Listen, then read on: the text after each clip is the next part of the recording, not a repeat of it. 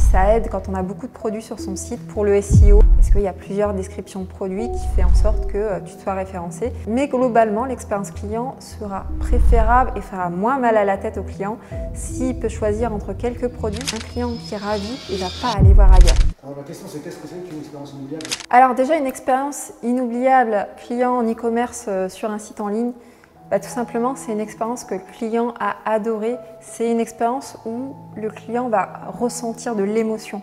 Donc s'il reçoit un vulgaire paquet et classique, ça ne va pas retenir son attention parce que franchement, ce qui va vraiment faire en sorte que le client se souvienne de la marque, c'est l'émotion qu'il va ressentir en recevant et en ouvrant son paquet. En tout cas, c'est juste le fait que la personne ressente de l'émotion, il soit forcément super satisfaite, que ce soit de son expérience en ligne sur comment elle a choisi ses produits, sur le site, comment elle a ajouté au panier et aussi à tout le reste jusqu'à la réception du produit et même l'utilisation des produits. Alors, quelles sont les principales stratégies que tu utilises pour créer une expérience client inoubliable sur ton site e-commerce?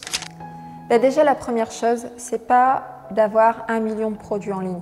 Plus tu as de produits, plus les gens vont être indécis sur quoi ajouter, quoi choisir. Plus il y a de choses du coup sur le site, plus du coup ton taux de conversion en ligne sera plus faible, plus bas. Donc ce qu'il va falloir choisir, c'est avoir plus des produits qualitatifs que d'avoir une quantité de produits phénoménale. Certes, oui, ça aide quand on a beaucoup de produits sur son site pour le SEO, etc. Parce qu'il y a plusieurs descriptions de produits qui fait en sorte que tu sois référencé. Mais globalement, l'expérience client sera préférable et fera moins mal à la tête au client s'il peut choisir entre quelques produits que s'il doit choisir parmi des dizaines de milliers de produits. Clairement, c'est comme si tu vas dans une boutique qui est physique, on va dire un peu plus luxueuse. Il n'y a pas forcément beaucoup de vêtements, beaucoup de choses. On va prendre des vêtements qui sont plus qualitatifs, mieux soignés, etc.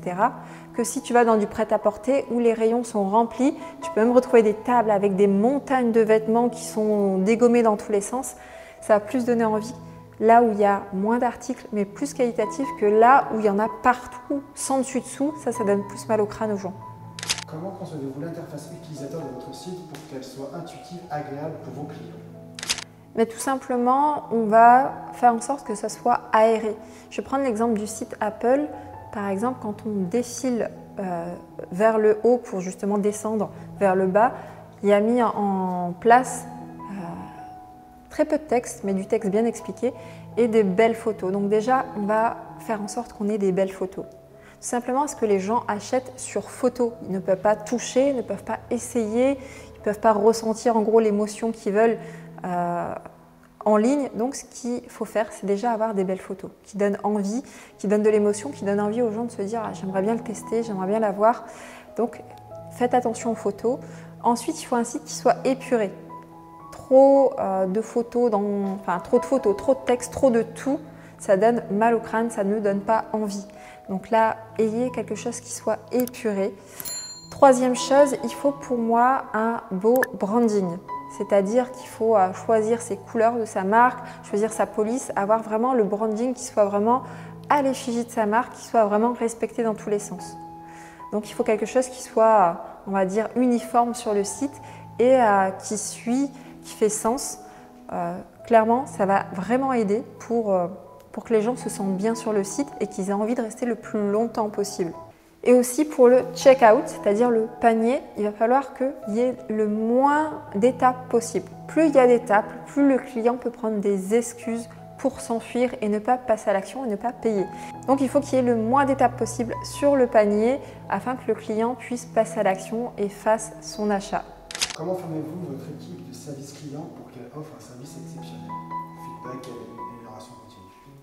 Alors pour les personnes qui s'occupent de mes marques au niveau du service client, tout simplement ils vont avoir ce qu'on appelle une procédure, c'est-à-dire on va avoir listé en fait 80% des questions qui sont le plus souvent posées et on va avoir des types de réponses préconstruites.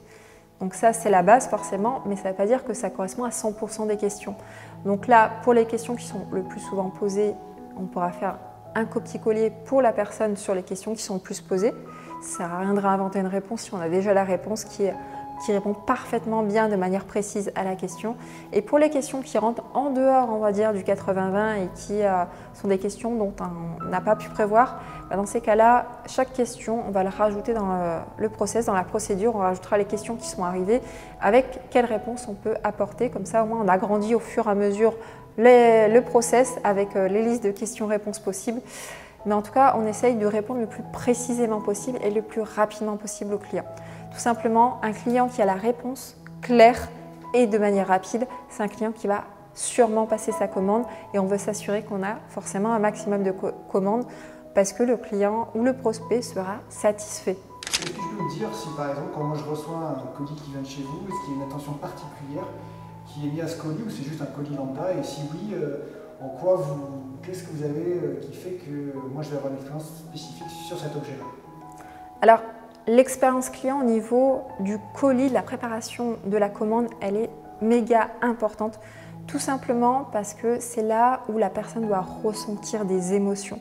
La personne va s'attendre à un colis classique comme partout. On va ouvrir le colis, on a le produit, on déchique tout, on fout tout à la poubelle et let's go, c'est parti avec.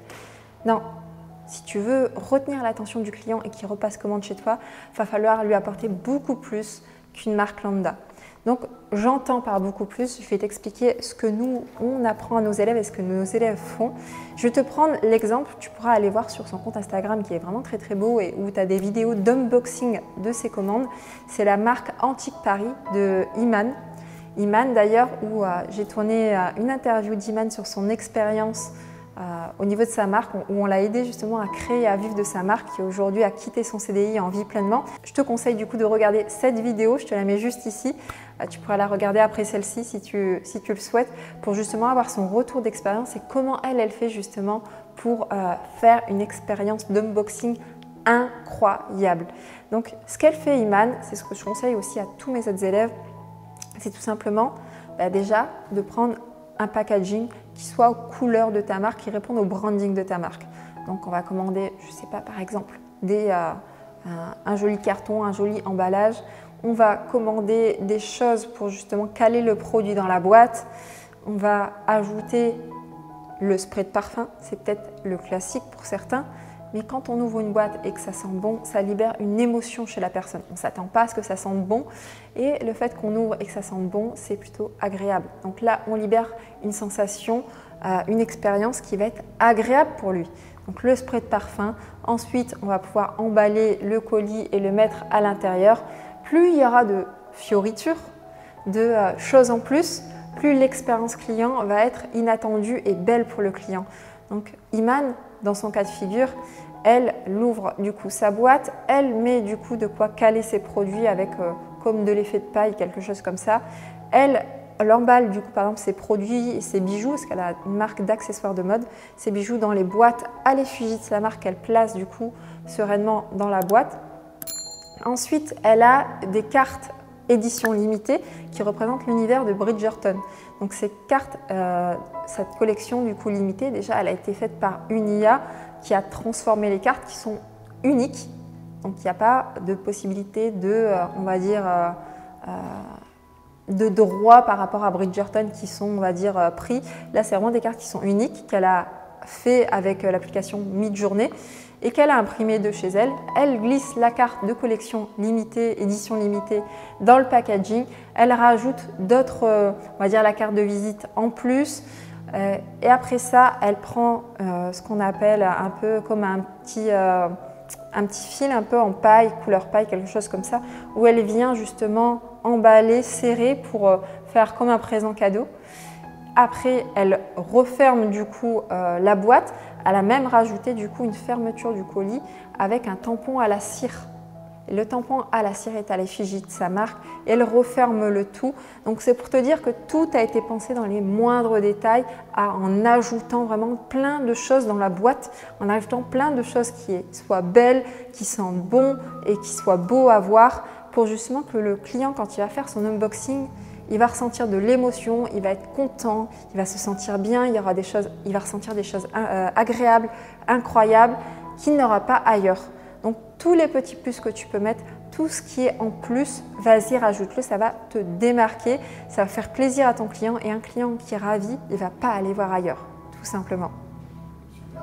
Juste c'est moi qui l'ai fait le son, c'est une phrase, mais en gros ce que tu es en train de me dire là, c'est justement comme tout ça, c'est des business qui sont très virtuels, c'est du ligne et tout ça, c'est comme si ce que vous faisiez là, c'est que vous remettiez l'humain, parce qu'en fait ça, tu peux faire des cartes par mid-journée, mais la façon de faire l'endroit, l'objet, c'est l'endroit où tu peux remettre de l'humain. Ouais. Et ça, la personne, elle le ressent. Donc voilà, si tu as aimé cette vidéo, si tu as appris des choses pour justement offrir une expérience client inoubliable, incroyable à tes clients, bah, tout simplement, laisse-moi un petit commentaire en dessous, ça me fait toujours plaisir. Laisse-moi un like et n'oublie pas de t'abonner pour recevoir du coup et voir toutes mes prochaines vidéos.